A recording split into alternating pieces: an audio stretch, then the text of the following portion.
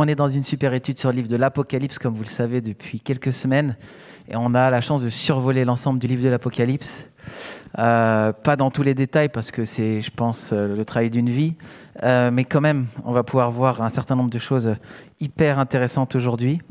Enfin, en tout cas, moi, j'ai trouvé ça très intéressant à l'étude. Je vais prier. Seigneur, nous te remercions vivement, vivement, pour ta parole merveilleuse que tu as déposée dans le cœur de ton apôtre Jean. Celui qui était exilé à la fin de sa vie, celui qui est mort après tous les apôtres qui avaient été eux-mêmes persécutés pour leur foi. Tu lui as donné une révélation pour l'Église de tous les temps, pour nous aujourd'hui, Seigneur. Et nous voulons mettre vraiment à l'écoute des paroles de cette révélation, parce qu'elle nous parle aujourd'hui et elle transforme notre intelligence, nos représentations, notre manière d'agir, Seigneur. Nous te remettons nos cœurs et nos pensées, qu'elles soient entièrement soumises à ta volonté. Amen. Ok, alors on est dans, comme je vous l'ai dit, le livre de l'Apocalypse, et précisément on est au chapitre 2 à partir du verset 8. Et on aura peu de versets aujourd'hui, ça sera du verset 8 à 11, et pourtant quand même trop de choses à manger là-dedans. Hein. Donc à partir du chapitre 2 au verset 8, la lettre qui est le livre de l'Apocalypse, qui est une lettre qui est envoyée à 7 églises, s'adresse à l'église de Smyrne. Alors, est-ce qu'on peut mettre le diapo suivant ? Dans la région de la Turquie actuelle, Michel en a déjà un peu parlé, on avait 7 églises. Je vais monter là-haut. Donc, Jean, lorsqu'il reçoit la révélation, il est ici à Patmos, sur une petite île, et il va envoyer le livre de l'Apocalypse à ces 7 églises qui sont entourées en rouge. Et il a commencé avec Éphèse, et Michel a parlé d'Éphèse la semaine dernière. Et la manière dont le texte est construit, il suit une route qui va vers le nord. D'Éphèse, il va vers Smyrne, et c'est pour ça qu'aujourd'hui, après avoir fait Éphèse la semaine dernière, on va à Smyrne, puis il ira à Pergame, Thyatire, Sardes, Philadelphie et Laodicée. Ça fait comme une route qui suivait les routes tracées par l'Empire romain. Et Smyrne, qui est ici, donc, elle est au bord de la mer Égée, et la mer Égée, dans lequel il y avait beaucoup de venues de bateaux. Et un petit peu au-dessus de Smyrne, donc Smyrne, c'est à 60 km au-dessus d'Éphèse, qu'on a vu la semaine dernière, il y a un petit cours d'eau comme ça qui s'appelle l'Hermos, qui s'appelle le Guédise aujourd'hui, qui est toujours un fleuve qui coule. On peut mettre d'ailleurs le fleuve dans la prochaine diapo, qui coule comme ça au travers le pays et qui va nourrir toute la région. Et ce qui fait que c'est une région qui est extrêmement fructueuse. Hein. Il y a des champs, la situation va bien. Et c'est pour ça que l'Empire romain aimait bien être là-bas, sur ce territoire. C'était important. Et la ville de Smyrne, c'est l'actuel Izmir aujourd'hui en Turquie, la deuxième plus grande ville de Turquie. Et voilà, si on regarde au centre de la ville historique, on a cette grande agora, vous voyez, avec des colonnades romaines. Et on pourrait regarder, il y a plein de détails. C'est une ville qui était entièrement dédiée à Rome. 2 siècles avant l'ère chrétienne, il y a une alliance entre les Romains et la ville de Smyrne. Et il y a dans cette ville de multiples temples. Temple au dieu Zeus, temple à Cybèle, temple au dieu de la médecine. C'était aussi une ville cultivée sur le plan médical. Et ils avaient même un temple à la déesse Roma, entre guillemets, la ville de Rome déifiée. Hein ? Donc c'était vraiment une ville qui était très engagée dans l'Empire romain. Et là, vous voyez, il y a un petit mont là au-dessus, et c'est le mont Pagus. Et le mont Pagus, au-dessus du mont Pagus, on avait plein de bâtiments administratifs romains qui faisaient comme ça, comme une couronne au-dessus de la ville. C'est pour ça que les historiens très anciens de l'Antiquité parlaient de la couronne de Smyrne, qui était pour dire cette gloire à l'Empire romain tout en haut de la ville. Et ce contexte, c'est très important. Et je vais vous citer un petit passage du commentaire de Sylvain Romerowski qui dit qu'il y avait un très fort culte à l'empereur romain dans cette ville. Il est écrit « Au cours des cérémonies périodiques, chaque citoyen devait jeter quelques graines d'encens sur un autel devant le buste de l'empereur et proclamer que César était Seigneur. » Et j'aurais dû mettre un S majuscule à Seigneur. Donc, dans cette ville, tous les citoyens étaient obligés de dire que l'empereur était le Seigneur, mais au sens divin du terme. Okay? Et ça, on le sait, le culte à l'empereur, c'était très, très, très important dans l'Empire romain. Quand les persécutions vont commencer au 1er et 2e siècle contre les Juifs et contre les chrétiens, c'est parce que parmi les Juifs et les chrétiens, il y a ce peuple qui ne veut pas adorer autre que l'Éternel Dieu, qui refuse le culte à l'empereur.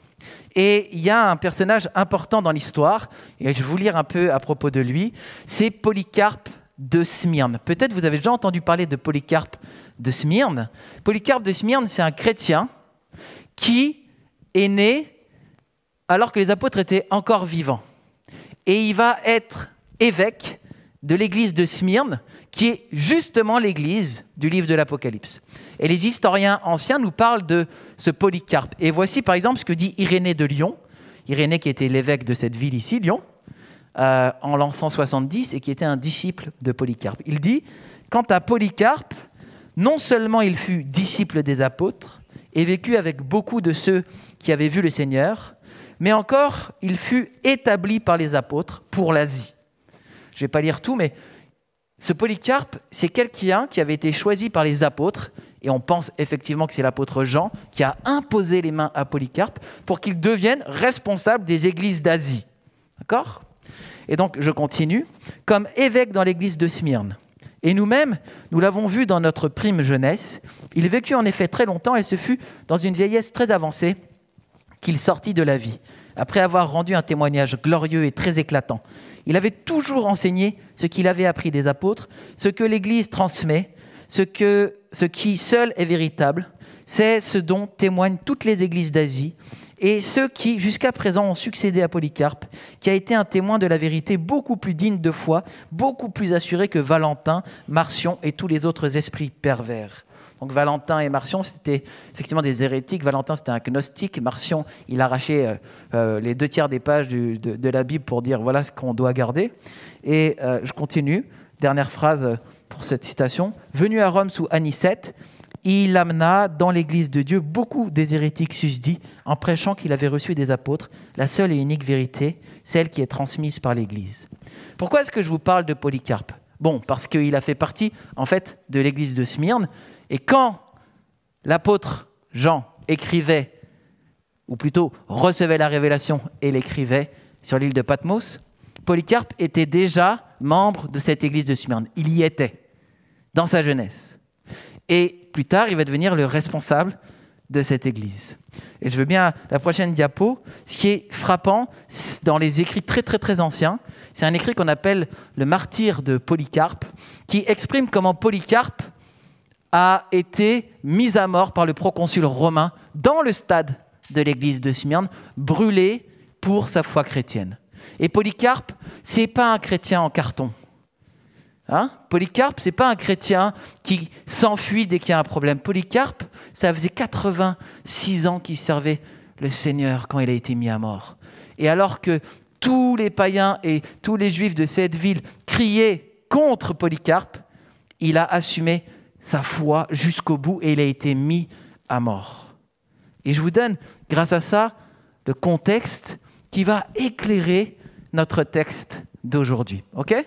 Donc, on va au chapitre 2, à partir du verset 8. Écrit à l'ange de l'église de Smyrne. Voici ce que dit le premier et le dernier, celui qui était mort et qui est revenu à la vie. Je connais ta tribulation et ta pauvreté, bien que tu sois riche, et les calomnies de la part de ceux qui se disent juifs et ne le sont pas, mais qui sont une synagogue de Satan. Ne crains pas ce que tu vas souffrir. Voici le diable jettera quelques-uns de vous en prison, afin que vous soyez éprouvés. Et vous aurez une tribulation de 10 jours. Sois fidèle jusqu'à la mort, et je te donnerai la couronne de vie. Que celui qui a des oreilles entende ce que l'Église dit aux églises, ce que l'Esprit dit aux églises. Celui qui vaincra n'aura pas à souffrir la seconde mort. C'est un texte très riche, et vous voyez déjà que le texte est marqué par l'idée de tribulation, de persécution, de souffrance, de prison. et de mise à mort. Et on va prendre verset par verset. À partir du verset 8, il est écrit à l'ange de l'église de Smyrne.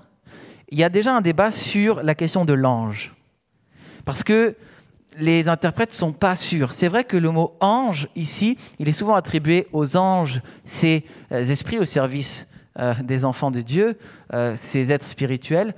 Mais le mot « angelos » peut aussi vouloir dire des messagers humains.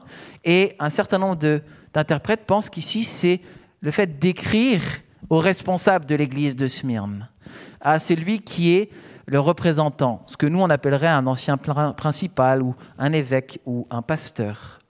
Et moi, c'est une interprétation que j'aime bien parce que je ne pense pas qu'on écrive vraiment à des anges. Et bon, peut-être que vous l'avez fait, mais je ne suis pas sûr que ce soit biblique. Et en plus de ça, dans le contexte, ça semble intéressant de voir que quand on écrit à l'église, à l'ange de l'église de Smyrne, le message après, il est pour toute l'église. Donc c'est vraiment le représentant. Alors, je vous laisse le droit de ne pas avoir cette interprétation. Je ne vous impose pas cette interprétation, mais c'est intéressant de savoir que c'est une interprétation possible. Voici celui qui parle. Alors, comment est-ce qu'il est désigné ? Voici ce que dit le premier et le dernier. Le premier et le dernier. Qui est le premier et le dernier ? Vous avez le droit de répondre. Qui ? Adam. Alors c'est peut-être le premier, je ne suis pas sûr que ce soit le dernier. Jésus. Dieu. Ok, il y a différentes interprétations. On a vu dans l'introduction que j'avais fait au début que le livre de l'Apocalypse ne peut pas bien s'interpréter sans savoir les textes de l'Ancien Testament auxquels Jean se réfère. Jean est juif et il cite dans le livre de l'Apocalypse beaucoup des textes de l'Ancien Testament. Et le premier et le dernier dans l'Ancien Testament, on va lire par exemple, on peut regarder, dans Ésaïe, verset 48, « Écoute-moi Jacob et toi Israël, que j'ai appelé, c'est moi qui suis le premier, c'est aussi moi qui suis le dernier. Ma main a fondé la terre et ma droite a étendu les cieux. Je les appelle et aussitôt ils se présentent. » Alors, qui est le premier et le dernier ? C'est Dieu. C'est celui qui a fondé la terre. C'est lui qui étend les cieux. Et c'est très intéressant parce que le premier et le dernier, c'est un terme qui veut dire celui qui englobe tout. Celui qui était avant toute chose et celui qui sera après toute chose. Dans le livre de l'Apocalypse, et Dieu et Jésus ont ce terme qui les caractérise. Pourquoi ? Tout simplement parce que Jésus est Dieu. Il est l'alpha et l'oméga, le premier et le dernier. Et c'est très important pour une église comme l'église de Smyrne qui va être persécutée, de savoir que celui qui leur écrit est avant toute chose, mais c'est aussi celui qui aura le dernier mot à la fin. C'est lui qui a la souveraineté absolue. Et j'aimerais qu'on revoie quelques passages qui se trouvent dans la Bible à propos de Jésus. Des passages qui parlent de ce Jésus qui a tout pouvoir, tout le temps. Alors d'abord, on peut lire dans Matthieu 28, 17, « Quand ils le virent, donc c'est les apôtres, ils se prosternèrent devant lui. » Alors déjà, là, le mot en grec, proskuneo, c'est que pour les divinités. Donc là, on a les apôtres qui se prosternent devant Jésus. Mais quelques-uns eurent des doutes. Est-ce que vous avez des doutes des fois ? C'est possible. Et comment est-ce que Jésus répond à nos doutes ? Il dit ceci aux apôtres. Jésus s'étant approché leur parla ainsi. « Tout pouvoir m'a été donné dans le ciel et sur la terre. Tout pouvoir m'a été donné dans le ciel et sur la terre. » Moi, je parle sans cesse avec des musulmans qui ne croient pas que Jésus est Dieu. Et une question qu'on peut leur poser, un homme peut-il avoir tout pouvoir dans les cieux et sur la terre ? Tout pouvoir. Et ça, c'est pas juste un texte lointain. Aujourd'hui, Jésus a tout pouvoir dans les cieux et sur la terre, aujourd'hui. Et ce Jésus-là, il a dit, je ferai mon habitation en vous. Imaginez ce que ça veut dire. Celui qui a tout pouvoir dans les cieux et sur la terre veut vivre dans nos cœurs. Et c'est très important pour les membres de l'église de Smyrne de savoir de qui il s'agit. Jésus a tout pouvoir. Vous allez être persécutés, n'ayez crainte. Celui qui a tout pouvoir est avec vous. Ça nous touche, ça nous rejoint. Et en Colossiens 1, 16 à 17, voici ce qu'il dit à propos de Jésus. Car en lui ont été créées toutes les choses qui sont dans les cieux et sur la terre, les visibles et les invisibles, trône, dignité, domination, autorité. Tout a été créé par lui et pour lui. Il est avant toute chose et toute chose subsiste en lui. Il est avant toute chose, donc il est le premier. Tout a été créé par lui et pour lui. Est-ce que c'est le Jésus que vous connaissez, le créateur de toutes choses? Et les choses subsistent en lui. Si la terre tourne, si le soleil brille, si ton cœur bat, c'est que Jésus est en train d'agir. Il est le premier et il, aujourd'hui, dans le temps présent, maintient les choses. Et dans l'avenir, Éphésiens 1, 10, à propos du plan de Dieu, pour le mettre à exécution lorsque les temps seraient accomplis, de réunir toutes choses en Christ, celles qui sont dans les cieux et celles qui sont sur la terre. Là, le but de toute l'histoire, ça sera de réunir toutes choses en Jésus. Aujourd'hui, on ne voit pas que Jésus règne. Ce n'est pas clair du tout.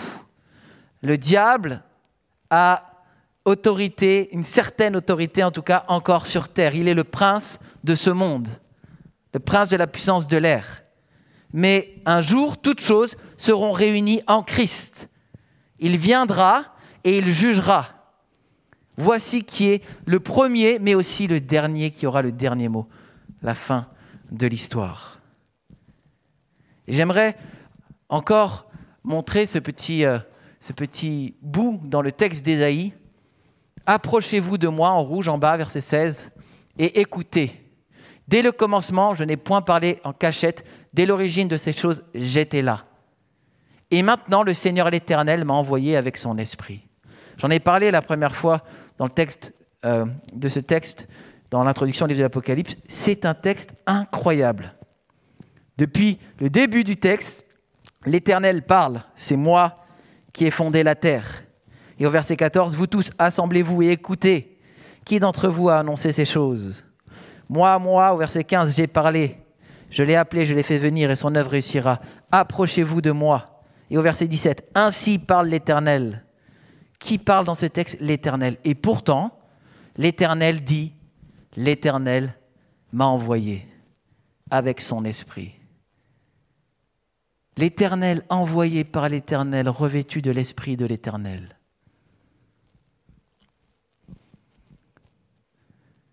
La Trinité, cette fameuse Trinité. Le Père éternel qui est Dieu envoie le Fils qui est le même Dieu, revêtu de l'Esprit qui est le même Dieu. Et ton cerveau explose. Mais ton cœur est dans la joie. Celui qui écrit à l'église de Smyrne, c'est le Messie envoyé. Et c'est pour ça que, à partir toujours dans le verset 8, on a cette deuxième partie qui est un peu, vous savez, cet effet qui se coule là. On a, je suis le premier et le dernier, mais celui qui était mort et qui est revenu à la vie. Ça a l'air impossible à tenir ensemble. Le Dieu infini, éternel, est mort et est revenu à la vie. Ça nous parle de l'incarnation. La parole éternelle de Dieu s'est fait chair. Voici ce que nous dit Jean 1, 14. Et la parole s'est faite chair. Elle a habité parmi nous pleine de grâce et de vérité. Nous avons contemplé sa gloire, une gloire semblable à celle du Fils unique venu du Père. Christ s'est fait homme, lui qui était l'Éternel. Envoyé par son Père, revêtu de l'Esprit. Et non seulement il est mort, mais il est ressuscité. Pourquoi est-ce que Dieu s'est fait homme? Pour mourir à notre place, pour être le sacrifice parfait. La punition est tombée sur lui plutôt que sur moi, sur toi. Dieu n'avait pas besoin de se faire homme. Nous avions besoin qu'il se fasse homme pour qu'il prenne sur lui notre punition. C'est l'Évangile. Le magnifique Évangile du Dieu Tout-Puissant qui meurt en prenant la forme d'un homme. Il n'est pas seulement mort, il est ressuscité. Et pourquoi c'est important? Parce que l'église de Smyrne est dans la souffrance. L'église de Smyrne est dans la persécution.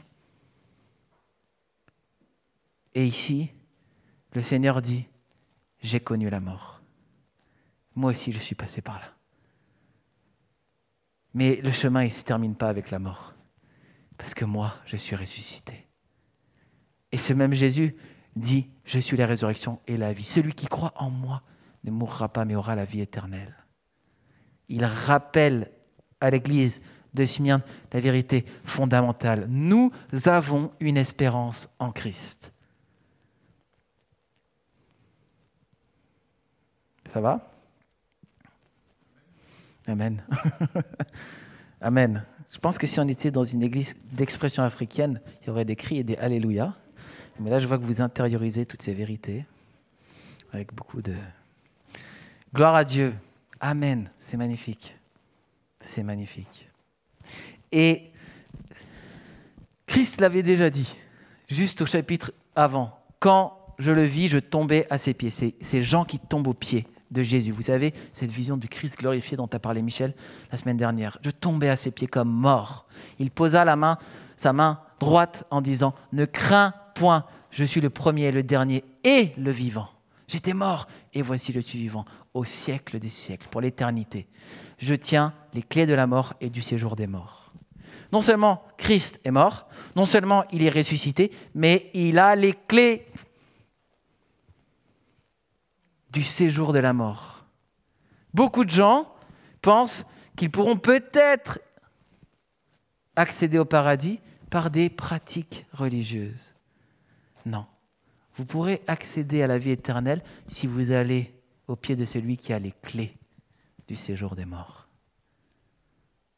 Oui, vos frères vont être mis en prison. Oui, ils vont être mis à mort. Mais moi, rappelez-vous, j'ai les clés. Je les délivrerai de la mort au dernier jour.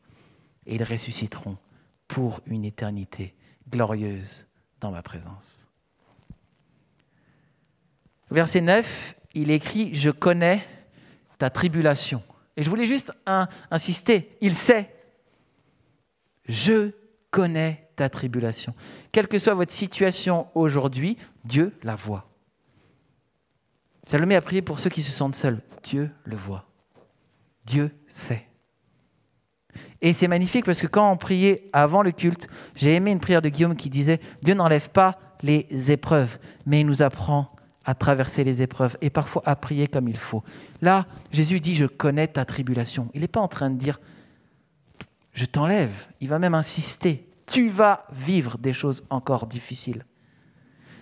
Et un faux évangile serait de vous dire « Il n'y aura pas de problème dans votre vie. Il n'y aura pas de tribulation. Il n'y aura pas de coups durs. » Ce n'est pas du tout l'évangile. Pas du tout. L'évangile, Dieu sait et Dieu voit. Et il est avec vous dans ces choses. Notre Église aussi a vécu des temps d'épreuves. Ceux qui sont là depuis quelques années savent les épreuves qu'on a traversées en Église. Et on pourrait se dire, mais si Dieu était vraiment avec nous, on n'aurait pas dû passer par ces tribulations. On n'aurait pas dû perdre notre ami. Mais c'est parce que vraiment la Bible dit, oui, parfois, souvent, Dieu veut et il guérit. Mais parfois, on passe au travers de la tribulation. Et ce que cherche Dieu dans ces moments-là, c'est notre fidélité. Est-ce que notre cœur va changer? Est-ce que nos regards vont se détourner de lui et de sa gloire? Il est écrit, après avoir connu la tribulation, le Seigneur voit aussi la pauvreté de l'Église. Je connais ta tribulation et ta pauvreté, bien que tu sois riche. Je vous ai dit que dans cette ville, si on ne donnait pas un culte à l'empereur, eh bien, on était vu comme un mauvais citoyen. Mais c'est plus que ça, on était persécuté. Et une des formes de persécution, c'est qu'on était exclu d'un certain nombre de métiers, dans la vie civile. Et ça veut dire que les chrétiens ne pouvaient pas exercer certaines fonctions. Et certainement, la majorité des chrétiens de cette église, du coup, étaient pauvres. Et vous savez, l'église de Smyrne, c'est une des 2 églises, parmi les 7 églises du livre de l'Apocalypse, qui ne reçoit aucun reproche. 7 églises, 5 églises reçoivent des reproches. L'église de Smyrne n'en reçoit pas de la part du Seigneur. Tu es pauvre, tu n'as pas beaucoup de moyens, mais tu es fidèle. Et je sais que par rapport à l'église d'Éphèse, qui pouvait faire plus d'œuvres, l'église de Smyrne ne pouvait pas forcément être grandiose par ses œuvres dans la ville. En tout cas, matériellement. Mais la richesse de cette église, elle n'était pas matérielle, elle était spirituelle. Et Dieu le voit. Je sais que tu es riche. Et ça nous pose une question à nous. Dans l'évangile de Matthieu, chapitre 6, au verset 19 à 20, Jésus dit « Ne vous amassez pas des trésors sur la terre où la teigne et la rouille détruisent et où les voleurs percent et dérobent. Mais amassez-vous des trésors dans le ciel où la teigne et la rouille ne détruisent point et où les voleurs ne percent ni ne dérobent. » Quel est ton trésor ? C'est une des questions fondamentales de notre siècle. Cherches-tu les biens matériels ? Est-ce que c'est la priorité dans ta vie ? Parce que si tu es chrétien et que c'est ta priorité, tu es en train de faire exactement l'inverse de ce que Jésus t'a dit. Ne vous amassez pas des trésors sur la terre. C'est une idolâtrie. Et je sais forcément que ça nous touche tous. On peut tous être attirés par les choses matérielles. Et je ne vous dis pas qu'on n'a pas besoin du matériel. Je ne vous dis pas non plus de faire vœu de pauvreté. Mais clairement, Christ nous enseigne la pauvreté. En tout cas, une certaine forme d'attitude qui ne court pas après les richesses. J'ai aimé une prière d'Aimé tout à l'heure aussi, qui demandait à Dieu d'être notre nourriture pour notre âme. Et Jésus, il a dit « Je suis le pain de vie ». Il y a des pains qui nourriront votre corps, mais Christ nourrira votre âme. Vous avez besoin d'une richesse spirituelle. Croyez-moi, nous avons tous en France, ici, assez de biens matériels.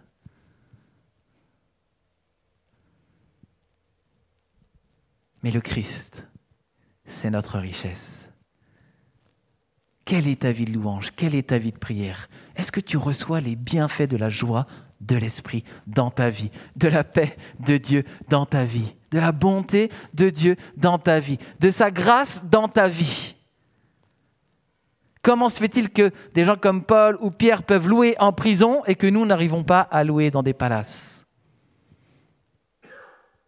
L'église de Smyrne était riche parce qu'ils avaient fait de Christ leur tout. Il est celui, nous dit la Bible, qui remplit tout en tous. Avec quoi est-ce que tu te remplis en ce moment ?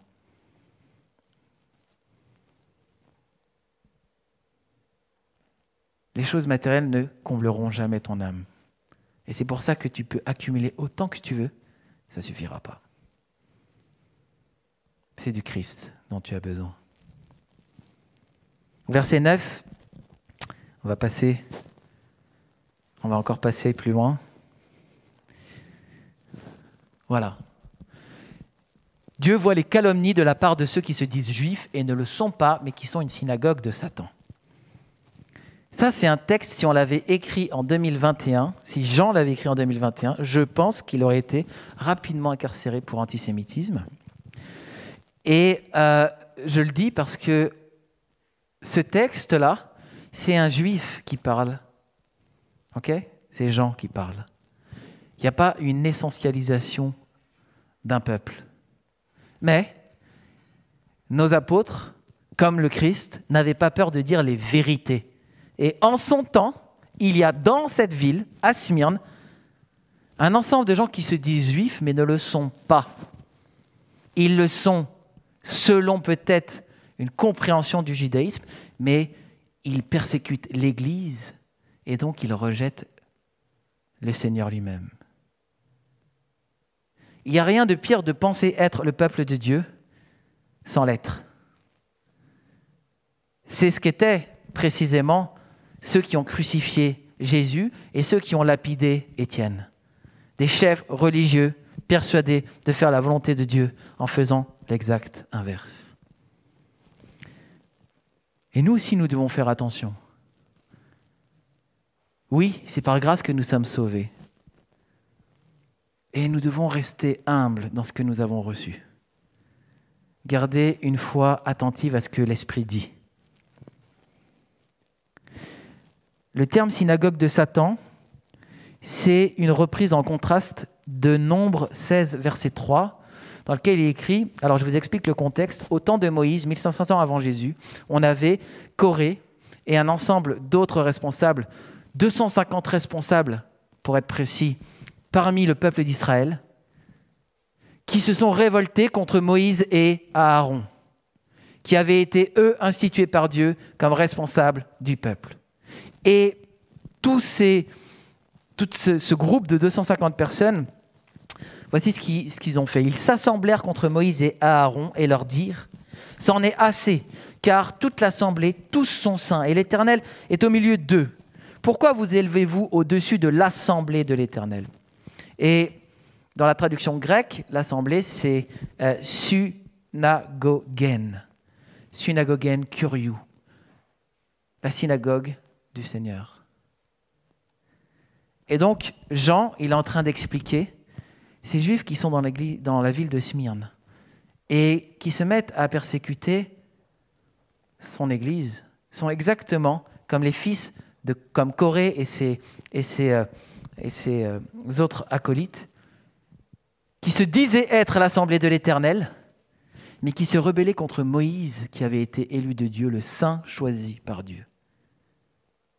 De la même manière, ces Juifs-là étaient rebelles contre Christ, le bien-aimé de Dieu. Il y a un parallèle, pas forcément visible tout de suite, mais pour ceux qui ont la référence, c'est pour montrer la gravité. Et Corée et les siens ont été engloutis par Dieu dans la terre. Un jugement sévère est tombé sur eux. Et j'aimerais quand même revenir sur le passage suivant, c'est d'éclairer les débuts du christianisme. Quand Jésus devait être crucifié, on avait une partie des Juifs qui avaient une sorte de pacte avec l'Empire romain qui était assez bizarre. En Jean 19, 15, 16, il est écrit « Mais ils s'écrièrent « Hôte, hôte, crucifie-le » Pilate leur dit « Crucifierai-je votre roi ?» Les principaux sacrificateurs répondirent « Nous n'avons de roi que César. » Alors, il leur livra pour être crucifié. Ils prirent donc Jésus et l'emmenèrent. N'est-ce pas bizarre pour un juif de dire que César est son roi? Même Pilate reconnaît Jésus comme le roi des Juifs. Mais eux ne le voient pas. Et la première génération de chrétiens ont estimé qu'à cause de cette parole, nous avons de roi que César, eh bien, en 70, vous savez, les armées de Titus, l'empereur romain, a détruit Jérusalem et a détruit le temple. Ils ont reçu punition de s'être trompé de roi, plutôt d'avoir le Seigneur, l'Éternel, comme roi des rois. Et c'est le titre que l'Apocalypse va donner à Jésus, en Apocalypse 17 et 19. Ils avaient pour roi César. Et il y a malheureusement, dans la ville de Smyrne, ce type de personnes qui sont encore pétries par cette mentalité-là. Et comme je dis, ce n'est pas les Juifs, ce sont des gens parmi les Juifs, puisque les premiers chrétiens sont aussi des Juifs qui ont reconnu le roi des rois. Et dans le martyre de Polycarpe, on peut lire cette histoire qui se trouve dans le plus vieux livre d'histoire fait de l'histoire de l'Église, qui a été fait au IVe siècle par un gars qui s'appelle Eusèbe de Césarée. Et Eusèbe, il prend le temps d'expliquer tout ce qui s'est passé de Jésus jusqu'à lui. Et il va inclure l'histoire de Polycarpe, et il va dire ceci. Le proconsul dit encore, et là il parle à Polycarpe, « Je te ferai dompter par le feu si tu méprises les bêtes, à moins que tu ne changes d'avis. » Polycarpe dit, « Tu me menaces d'un feu qui brûle un moment et qui s'éteint au bout de peu de temps. C'est que tu ignores le feu du jugement à venir et de l'éternel châtiment qui est réservé aux impies. Mais pourquoi tardes-tu? Amène donc ce que tu veux. Amène ce que tu veux. » En disant cela et beaucoup d'autres choses, il était rempli de courage et de joie, et son visage était plein de grâce, de telle sorte que non seulement il n'avait pas été troublé par ce qui lui avait été dit, mais que c'était au contraire le proconsul qui était stupéfait. Ce dernier envoya le héros proclamé au milieu du stade. 3 fois Polycarpe a déclaré qu'il était chrétien. Lorsque cela eut été dit par le héros, toute la foule des païens et des juifs qui habitaient Smyrne cria avec une colère non contenue à haute voix. Cet homme est le didascale, ça veut dire l'enseignant de l'Asie, le père des chrétiens, le destructeur de nos dieux. Il apprend à beaucoup de gens de ne pas sacrifier et de ne pas adorer. Et il faut comprendre de ne pas sacrifier à l'empereur, de ne pas adorer l'empereur. Et donc ici, on a des païens et des juifs qui crient dans le stade contre lui. Et en fait, se répète ce qui s'est passé avec Jésus, se répète ce qui s'est passé avec Étienne. Et c'est exactement la situation dans laquelle vivent les chrétiens de Smyrne. Et on pourrait continuer le texte, mais c'est très intéressant, puisqu'après, ils vont tous décider, en allant chercher partout, qu'il faut brûler Polycarpe. Et il va être mis à mort par le feu. Il va y avoir même un petit miracle, puisque le feu va faire comme une voûte autour de lui. À un moment donné, il va être comme protégé du feu, comme si le Seigneur était entré avec lui dans le feu. Et il va mourir en étant fier. Comme Étienne, lapidé. Et qui dit encore, pardonne-leur, comme Jésus l'avait fait.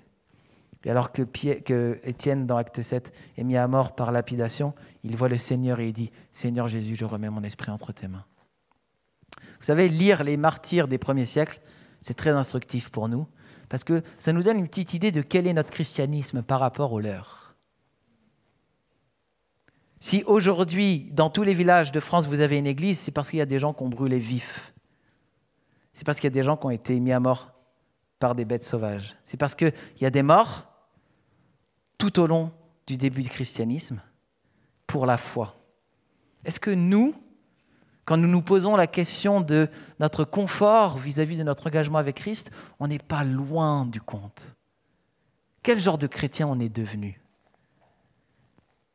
C'est une sainte pression. Ils aimaient le Seigneur au point de mourir pour lui et d'assumer devant des foules enragées leur foi. Pourquoi? Parce qu'ils avaient abandonné les richesses de ce monde et qu'ils avaient compris que la richesse à venir, c'est le Christ. Moi, je veux être ce type de chrétien. Moi, je veux être de cette race de chrétiens. Moi, je veux être de cet ADN de chrétien. Et vous?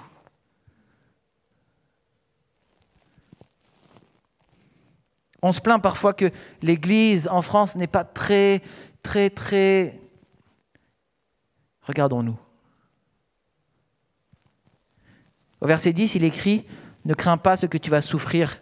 Voici le diable. » Ah, voilà qui est derrière tout ça. « Voici le diable jettera quelques-uns de vous en prison afin que vous soyez éprouvés.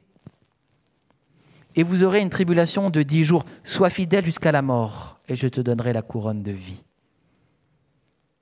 Vous savez, la ville de Smyrne avait la couronne de Smyrne et le Seigneur voulait donner la couronne de vie à l'église de Smyrne. Et ce qui est fort dans ce texte, c'est que c'est très très proche de ce que Jésus a vécu avec Satan qui l'amène au désert. Le texte dans Matthieu, il dit que l'Esprit emmena Jésus pour être tenté. Et là, il est dit, afin que vous soyez éprouvés. Le christianisme d'aujourd'hui, il te dit, avec Jésus, pas d'épreuve, il te libère de toutes les épreuves. Le christianisme de l'Apocalypse, il dit que Dieu permet des épreuves pour que vous soyez éprouvés. C'est moins sympa, c'est moins fun, c'est moins cool. Christ va t'éprouver, il va m'éprouver, il va nous éprouver. Vous pensez que si les épreuves arrivent, c'est parce que nous ne sommes pas assez pieux, que nous ne prions pas assez, que nous ne sommes pas assez fidèles, que nous sommes orgueilleux? Peut-être une partie, peut-être. Mais il y a des épreuves que Dieu a permis afin d'éprouver notre foi, afin que par notre confession devant les hommes, malgré le feu, la douleur et la mort, nous tenions ferme et nous soyons des témoins incroyables. Comment est-ce qu'on vit au milieu des épreuves? Moi, j'aime le fait de voir que Dieu, à un moment donné, révèle toute chose, révèle le cœur des hommes. Il y a des gens qui ont des succès sur terre, même des succès chrétiens sur terre. Ils seront éprouvés dans leur vraie motivation. Ils seront mis à nu au jour du jugement. L'œuvre de chacun sera révélée. Moi, ça m'encourage. Parce que l'église de Smyrne, c'est une petite église. C'est comme cette femme qui a 2 pièces et qui pourtant a fait plus que ceux qui mettent des millions. Dieu regarde au cœur. Soyons de ceux qui savent ça. N'ayons pas une relation superficielle avec le Seigneur. J'ai quand même envie de vous lire Luc 14, versets 25 et 27. Comme de grandes foules accompagnaient Jésus, il se retourna vers ceux qui le suivaient et leur dit : « Si quelqu'un vient à moi et n'est pas prêt à renoncer à son père, sa mère, sa femme, ses enfants, ses frères, ses sœurs et même à son propre moi, il ne peut être mon disciple. Celui qui ne porte pas sa croix et qui ne me suit pas ne peut pas être mon disciple. » L'évangile de Jésus n'a rien à voir avec le faux évangile de la prospérité.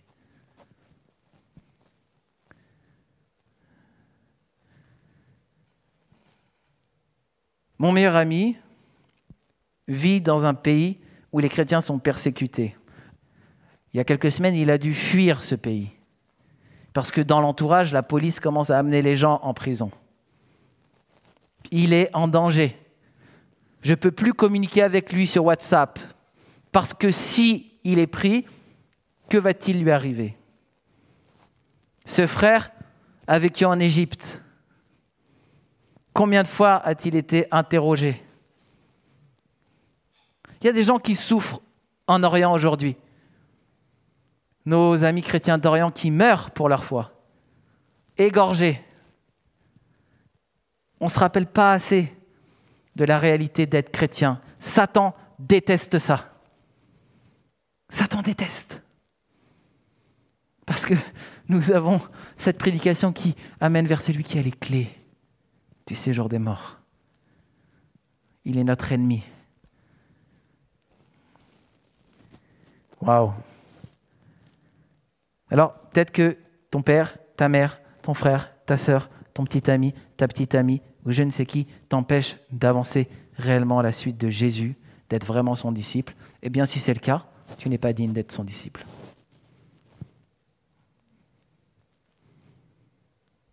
C'est pas moi qui le dis. C'est Jésus.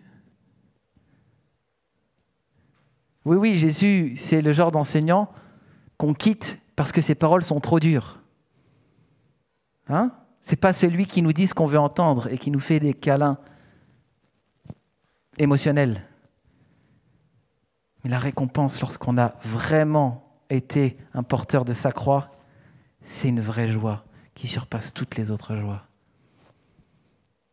Dieu ne veut pas notre plaisir, il veut notre bonheur. Un bonheur éternel. Je finis sur le verset 11, que celui qui a des oreilles entende ce que l'Esprit dit aux églises. Celui qui vaincra n'aura pas à souffrir la seconde mort. Alors, est-ce qu'on a des oreilles pour entendre toutes ces choses? Ou est-ce qu'on va les rejeter et repartir encore dans notre vie à chercher d'autres faux dieux, à remplir nos cœurs et nos âmes par celui qui n'en remplit pas? On peut. Quelque part, nous sommes libres et personne ne nous force. Mais l'amour de Christ, mort à la croix pour nos péchés, nous presse. Je prie qu'on ait des oreilles aujourd'hui, qu'on entende la prédication de Jésus-Christ lui-même dans le livre de l'Apocalypse. Il cherche une église prête à mourir pour lui, comme lui est mort pour nous. Et il dit, celui qui vaincra n'aura pas à souffrir la seconde mort. La première mort est physique, la seconde est spirituelle. La seconde mort, c'est la vie sous le châtiment. Et il y a des textes comme ça qui pratiquement nous font sortir d'une fausse compréhension du salut par la grâce, mais pas par les œuvres. La vraie foi produit des œuvres. Oui, on est sauvé par grâce, oui, on est sauvé par la foi seule. Mais la vraie foi produit des œuvres, la persévérance, la sanctification. Et celui qui vaincra n'aura pas à souffrir la seconde mort. Celui qui aura cette vie de disciple jusqu'au bout verra la vie éternelle. C'est la marque d'une vraie repentance, d'une vraie conversion. Amen. C'était un beau steak qu'il va falloir digérer. Je propose qu'on prie avec ce défi que nous met devant nous le livre de l'Apocalypse, d'être l'Église qu'il attend. Cette Église militante, cette Église engagée, cette Église embrasée, qui a le feu. Seigneur, tu as été fidèle jusqu'à la mort dans ton sacrifice pour nous tous. Tu as non seulement porté dans tes blessures, nos blessures, tu as non seulement porté la blessure physique, mais le plus grand drame n'était pas ce qui était visible à l'œil nu. Tu portais en toi le péché du monde, le poids de la dette de toute l'humanité. Et Seigneur, alors que j'aurais dû être châtié, que nous aurions dû être châtiés et éloignés de toi pour l'éternité à cause du mal que nous avons fait, tu as trouvé une voie de salut, tu nous as rachetés, tu nous as ramenés à toi, tu as payé, tu es allé jusqu'au bout. Seigneur, nous voulons nous rappeler dans nos circonstances actuelles que tu es celui qui a les clés. C'est lui qui a les clés du séjour des morts. C'est lui qui nous délivrera après toutes les épreuves de cette vie. C'est lui qui nous ramènera dans les verts pâturages. C'est lui qui essuiera toutes les larmes de nos yeux. C'est lui qui apaisera et consolera les cœurs. Seigneur, tu es la résurrection et la vie. Seigneur, merci pour tous ces martyrs comme Polycarpe, Seigneur, qui ont donné leur vie pour toi, qui n'ont pas succombé à la tentation de jeter même une petite graine d'encens pour le buste de l'empereur, mais qui ont été prêts à eux partir en feu et en fumée pour la gloire de ton nom. Merci pour tous ces héros du passé. Et Seigneur, je prie que tu ravives dans ton Église aujourd'hui cet esprit. Un esprit de fidélité à ton alliance. Un esprit d'engagement, de courage, de force. Un esprit fidèle qui assume devant Satan, les démons, les anges et les hommes que nous sommes tes enfants. Oui Seigneur, nous sommes chrétiens parce que tu es, toi le Christ, notre roi. Nous te suivons, nous te suivrons toujours, Seigneur. Je prie pour ceux et celles qui sont timides, qui ont du mal, Seigneur, que tu fasses tomber sur eux un esprit de force sur toi, un esprit de force, d'engagement et de fidélité, que Dieu embrasse ton cœur, que Dieu te fasse voir la gloire du Fils, mort pour tes péchés, ressuscité à la gloire du Père, que tu puisses le voir dans sa toute-puissance. Son jugement vient et il établira son règne parfait. Et tu seras parmi ses généraux, tu seras parmi ses enfants, tu seras parmi ses soldats, tu seras de la famille par ta foi. Seigneur, pour tous ceux qui sont au bord de lâcher, de craquer, qui sont accablés par le doute, Seigneur, je te prie vraiment de les aider maintenant. Je leur donner vraiment une conviction que tu es là avec eux, que tu ne les abandonnes pas, comme tu étais avec les Smyrniotes, même ceux jetés en prison. Je prie que dans toutes les épreuves de nos vies, Seigneur, que tu nous précèdes, tu nous attendes, tu nous consoles. Merci pour ta gloire extraordinaire, Jésus. Tu es le premier et le dernier. Amen.